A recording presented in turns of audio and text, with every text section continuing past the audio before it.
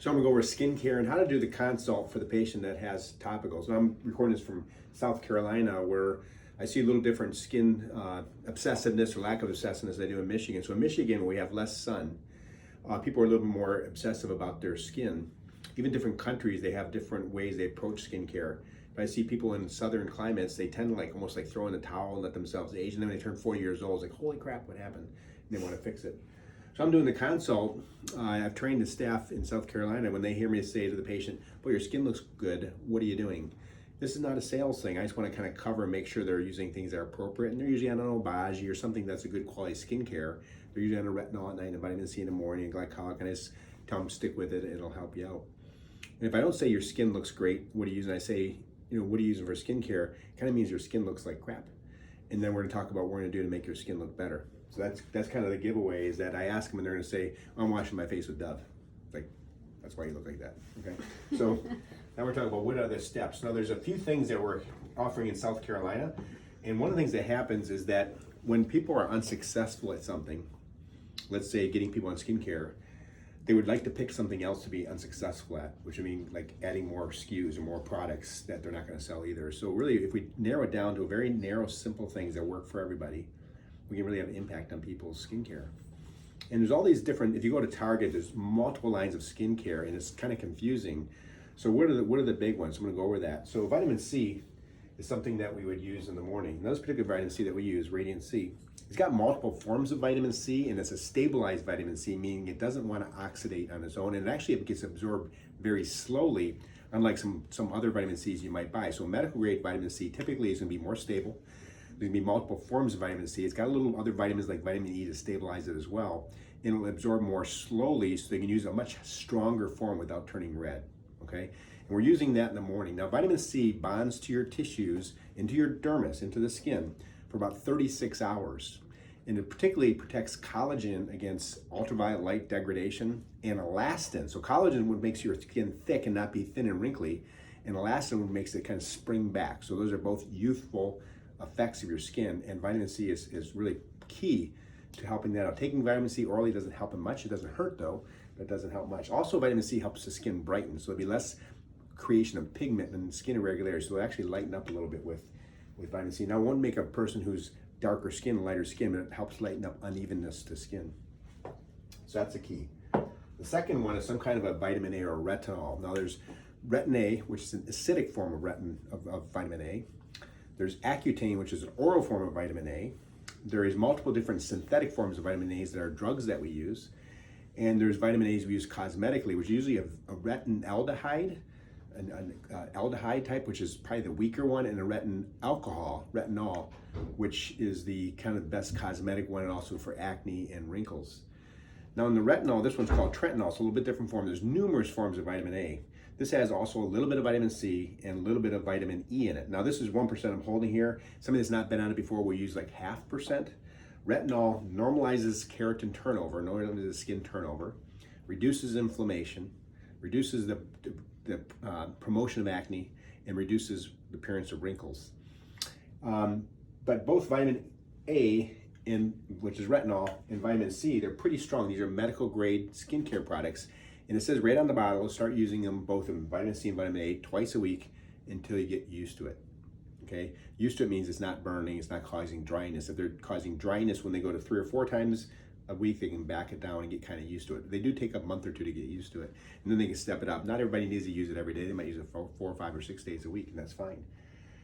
So the vitamin C in the morning, the vitamin A at night. Why vitamin A at night? A strong vitamin A makes your skin a little bit light sensitive. Okay, weaker vitamin A's don't, but strong vitamin A makes your skin a little light sensitive. So we use a strong one at night. If they're going away on a holiday where they're going to be tanning, probably they don't use it that week. But use it normally even if you're out in the sun on a routine basis. So the vitamin A at night, we start people on 0.5%. Why do we have 1%? There's a lot of people that are already on a retinol. Just put them on 1%. They're like the stronger one. Or somebody that has like more oily skin, or a man, they could probably go right to 1%. And if the cost is so close, you're getting twice as much retin A in this one. So I kind of lean towards stronger if I think the patient won't have sensitive skin. So those are the 2 biggies. Now the glycolic moisturizer, glycolic wash. This can be used once or twice a day. You don't have to start it out slow. You can start going on every day. It's got a little bit of B vitamin in it, but it's mostly a glycolic, which is a very strong, like a hydroxy acid.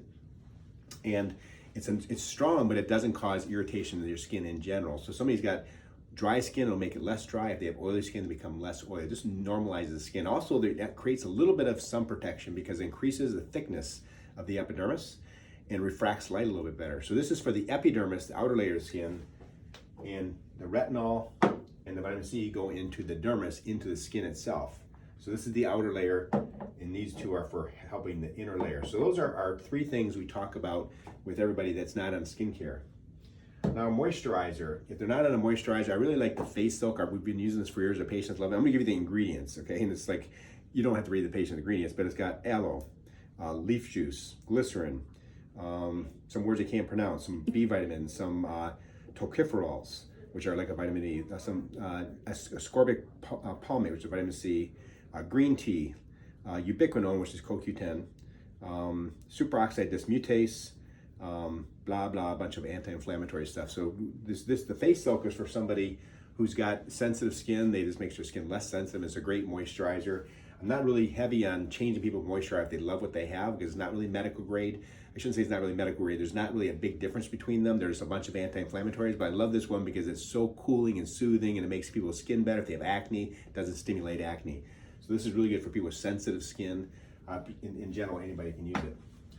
Then there is the Eye Rescue. Okay, so the Eye Rescue is, it does have vitamin E in it, does have vitamin C in it, does have vitamin A or retinol, and all very weak forms of each, because right around the eye skin, it doesn't take much. So we're not using a strong vitamin A, we're not using a strong vitamin C, because the skin underneath your eyes is very, very thin. So we're doing the vitamin C, we're going the full face and Eye Rescue on the eyelids. Okay, so this is a mild vitamin A, mild vitamin C, mild vitamin E, mild vitamin K. And the last one is the Even Tone, Age Defense. So this is for people with uneven skin pigment. So I'm gonna read what's in here again. Kojic acid, vitamin C, bearberry, white mulberry, green tea, milk thistle. These are all very potent anti-inflammatories. And the hydroquinone are little bottles that we add to it. We make it 2, 4, 6, 8%. 2% is non-medical grade, 4% of is a prescription, so the provider's got to write it on the face sheet that they're getting the prescription. I usually start people at 6%. And typically, there's a condition that's kind of rare where people have a problem with their skin and nails with using too much hydroquinone. We've never had a problem with that because we put people on 6%. People can go on it all the time, but there's no reason they have to. So typically, I'll have people buy a box of this. It lasts about 2 months. 3 months if they're careful with their pads and they wring them out and use pads a little bit longer. For 2 or 3 months, take a break for a month or so and then start it up again. But they don't need to use it continuously. They'll get the same value by using it and giving a month break every couple months. So when you're evaluating the patient for their skincare, I'd look at their skin. If their skin looks great, I kind of ask what they're doing for skincare. I'm curious what people are doing. I learn about products that way. And there's certain brands that I know from doing this for several years that are really very good. If you have no idea what brand they're using, you say, how much does it cost? If it's $10 a month, it's crap. And it costs, $50 a month, they got really good stuff. They're really good stuff. For example, if we bought the face silk, the vitamin C, the retinol, vitamin A, and a glycolic, people are looking at about $230 for about 3 or 4 months. So looking at, it's a 50 to 70 bucks a month in general. And that's probably like what people should plan on sort of spending for their skincare, and then sunblock on top of that. But when you're doing the consultation, the patient's skin looks really severely rough. Don't give up on them. They're not doing anything now, and they're really coming into us because they want expert advice. Most of you have a working knowledge of Botox that exceeds the average injector, the average plastic surgeon, the average dermatologist in North America. Those people that are working on the front lines, that are ultrasound techs or medical assistants or check out and check in, you know more about Botox than the average plastic surgeon and the average dermatologist, okay? So knowing these things about skincare, you'll know more than most. Probably dermatologists will have an edge on you in this one, but most plastic surgeons, most aesthetic doctors. And there's sort of a tendency to want to get a menagerie of different topicals, and people can do that. But these are really the core ones we do for probably, we look at the 80-20 rule where 20% of your effort gets 80% of the results. These few products here will make 80% of skin conditions better. Okay, so thank you very much.